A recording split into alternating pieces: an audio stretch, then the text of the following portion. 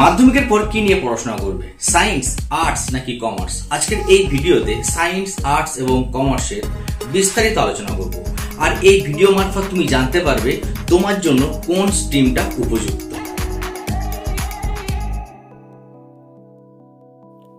মাধ্যমিকের পর science, arts নাকি কমার্স কি নিয়ে পড়বে, কোন বিভাগে কিভাবে নির্বাচন করা ভালো সেই নিয়ে পরামর্শ থাকছে এই ভিডিওতে। এই ভিডিওটি শেষ পর্যন্ত দেখলে তোমার জন্য কোন বিভাগ উপযুক্ত, তোমার জন্য কোন কোন বিষয় উপযুক্ত এটা বুঝতে একটুও দেরি হবে না। তাই অনুরোধ রইল ভিডিওটি শেষ পর্যন্ত দেখার জন্য। স্কুল জীবনের প্রথম এবং বড় পরীক্ষা মাধ্যমিক। মনে ভয় নিয়ে পরীক্ষা দেয় অনেকে। আবার ভবিষ্যৎ তৈরির প্রথম ধাপ হিসাবে এর গুরুত্ব কিন্তু অনেক।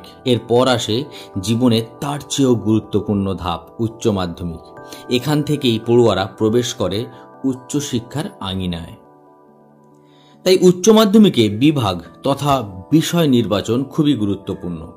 বিজ্ঞান বিভাগ অর্থাৎ সায়েন্স, কলা বিভাগ অর্থাৎ আর্টস নাকি বাণিজ্য বিভাগ অর্থাৎ কমার্স, কোনটা নিয়ে পড়া উচিত এই নিয়ে সচেতন হওয়া অত্যন্ত প্রয়োজন। তোমার একটা ভুল সিদ্ধান্তের জন্য তোমার জীবনের মোড়টা কিন্তু উল্টো দিকে ঘুরে যেতে পারে।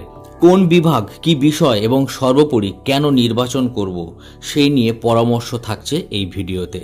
প্রথমেই দেখা উচিত কোন বিষয়টি একজন পড়ুয়া পড়তে ভালোবাসে। তুমি যদি ভেবে থাকো সায়েন্স অর্থাৎ বিজ্ঞান বিভাগ নিয়ে পড়াশোনা করবে, তাহলে বিজ্ঞান বিষয় নির্বাচন করার আগে কোন দিকগুলি নজর দেওয়া প্রয়োজন সেটা জানা অত্যন্ত দরকার। বেশিরভাগ পড়ুয়ার বিজ্ঞান বিভাগ নির্বাচনে ঝোঁক দেখা যায়। সেক্ষেত্রে একটা বিষয়ে গুরুত্ব দেওয়া প্রয়োজন যে নবম দশম শ্রেণীতে বিজ্ঞান বিভাগের যে সিলেবাস থাকে তা একাদশ দ্বাদশ শ্রেণী থেকে সম্পূর্ণ আলাদা।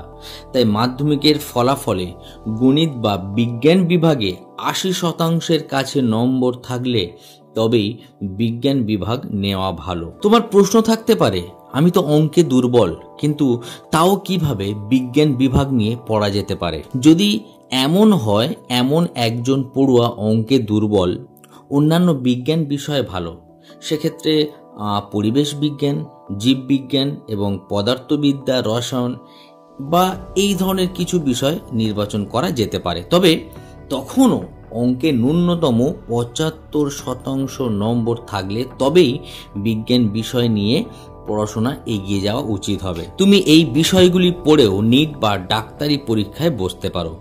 এ ব্যাপারে তোমাদেরকে দুটো আপডেট দিয়ে রাখি যে উচ্চ মাধ্যমিক স্তরে যুক্ত হয়েছে দুটো ইম্পর্টেন্ট বিষয়। একটার নাম হচ্ছে ডেটা সায়েন্স আর একটার নাম হচ্ছে আর্টিফিশিয়াল ইন্টেলিজেন্স। নতুন বিষয় নিয়ে পড়ার দিকে যেমন আগ্রহ থাকে তেমনি ভয়ও থেকে যায়।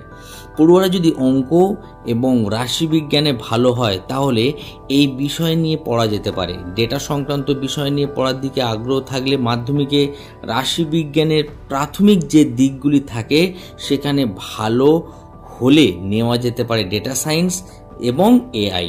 এখন data science, artificial intelligence, economics, computer science বা রাশিবিজ্ঞান নিয়ে পড়লেও চাকরির রাস্তা কিন্তু অনেকটাই খোলা থাকে।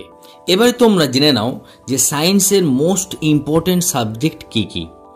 নাম্বার 1 গণিত, নাম্বার 2 পদার্থবিজ্ঞান, নাম্বার 3 রসায়ন বিজ্ঞান, নাম্বার 4 জীববিজ্ঞান, নাম্বার 5 পরিবেশ বিজ্ঞান, number 6 biotechnology, number 7 computer science, number 8 engineering graphics, number 9 geology. যারা ডাক্তারি লাইনে তথা মেডিকেল নিয়ে পড়তে ইচ্ছুক তাদের একাদশ শ্রেণীতে পদার্থবিজ্ঞান, রসায়ন বিজ্ঞান, জীববিজ্ঞান প্রধান বিষয় হিসাবে রাখতে হবে।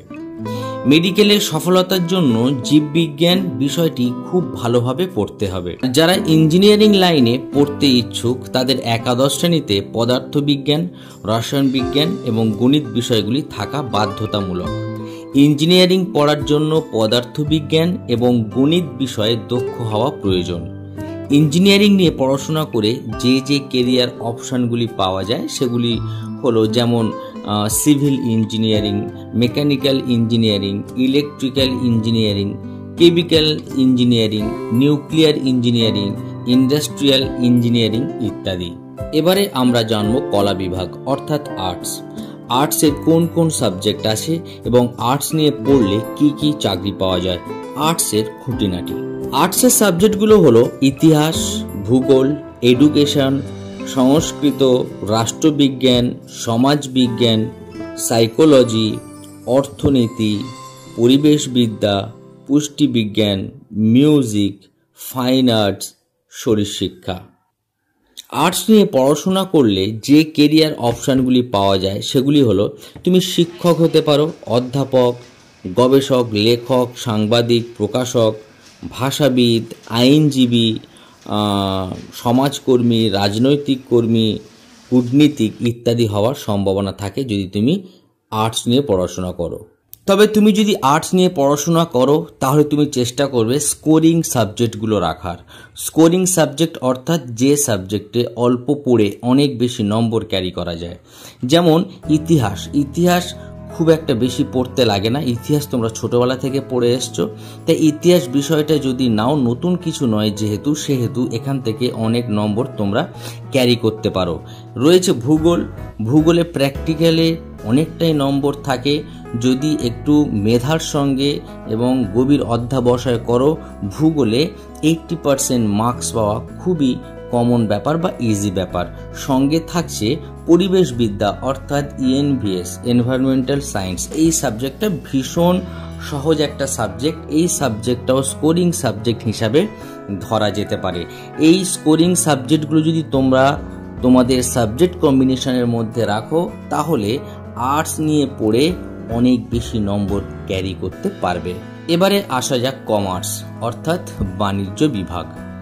এই কমার্সের সাবজেক্ট কি কি? অ্যাকাউন্টেন্সি, ইকোনমিক, বিজনেস স্টাডিজ, গণিত, informatics practices, management, business finance, marketing ইত্যাদি বিষয়গুলো নিয়ে তোমাদেরকে পড়তে হবে। কমার্স নিয়ে পড়লে কি কি হওয়া যায় এটা জানতে হবে। কমার্স নিয়ে পড়াশোনা করে যে কেরিয়ার অপশানগুলি পাওয়া যায় সেগুলি হচ্ছে banker, accountant, chartered accountant, financial planner, management accounting, agriculture economics, product manager, sales manager, loan executive ইত্যাদি হওয়া যেতে পারে। কমার্স বিভাগ বর্তমানে বিজ্ঞানের পরে অন্যতম পছন্দের বিভাগ পড়ুয়াদের জন্য। যেসব ছাত্রছাত্রীরা ব্যবসা, ফাইন্যান্সের দিকে ভবিষ্যতে মন দিতে চায় এবং আগ্রহী, তারা অর্থনীতি বা ইকোনমিক্স, অ্যাকাউন্টিং প্রভৃতি বিষয়ে সহযোগে কমার্স স্ট্রিমটি বেছে নিতে পারে। মাধ্যমিকের পর উচ্চ মাধ্যমিক না পড়ে অনেকটা কম সময়ে প্রতিষ্ঠিত হওয়ার জন্য পলিটেকনিক কোর্স করতে পারো। পলিটেকনিক কোর্সের পাঠ্যক্রম 3 বছরের, এটি টেকনিক্যাল কোর্সের মধ্যে অন্তর্ভুক্ত, ফলে কোর্স কমপ্লিটের পর ছাত্রছাত্রীরা ভালো চাকরি পেতে পারে বা চাকরি পাওয়ার সম্ভাবনা থাকে। এই নিয়ে বিস্তারিত ভিডিও থাকছে পরবর্তী ভিডিওতে। তোমরা সকলে খুব ভালো থেকো, সঙ্গে থেকো। Thank you.